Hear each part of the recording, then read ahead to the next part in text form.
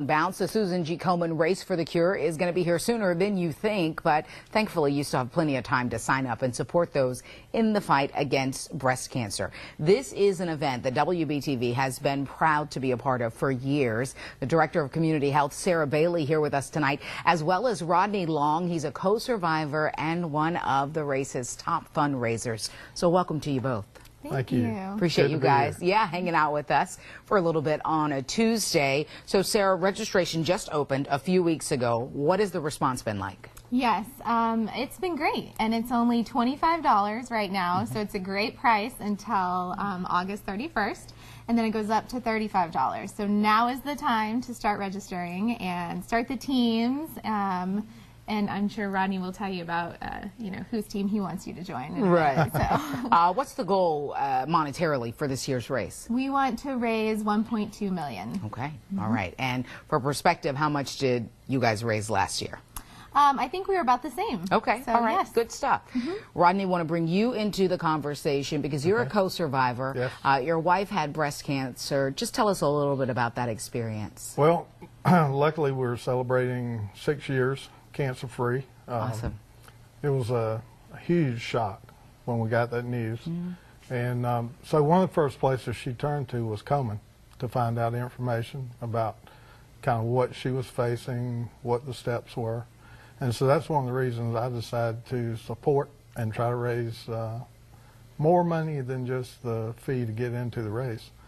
So my goal is $10,000. All right. And if I get there the day before the race, I'll do pink hair for the race. Okay. And driving in this evening, Judy suggested that I add pink beard also. So I'm thinking you can't do the hair without the beard. It's time for the beard. You're a top fundraiser. That is quite the goal. Rodney is already decked out in the pink. And you can't see his shoes, but they are pink too. Who have you reached out for support, Rodney, through all of this? Reached out to a number of folks who I interface with at work. I'm part of the Duke Energy Energizers team, and Cedrita Barnes, who is also a co-survivor.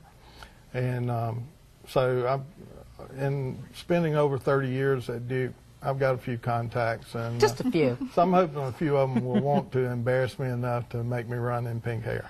I mean, I'm always Team Molly, but I might throw some dollars your way just so I can see that pink beard and hair become a reality. And it's so fun to see everyone on race day because people really embrace turning the city pink, if you will, for that morning. You see everything from pink clothing to pink tutus, pink hair, the feather boas. I mean, you just see people really going all out.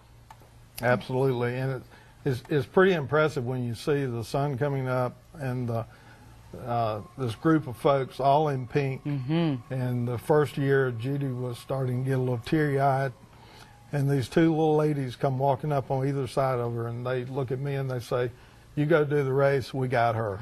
So that's the kind of community spirit that you have there. And when you go to a certain turn on the route and you can see the sea of pink ahead of you, it's always my favorite part of the race. Of course, as I said, WBTV super invested. Our own Molly Grantham, who has obviously an enormous family history with breast cancer and dedicated to finding a cure in her daughter Parker's lifetime. The Race for the Cure coming up Saturday, October 6th.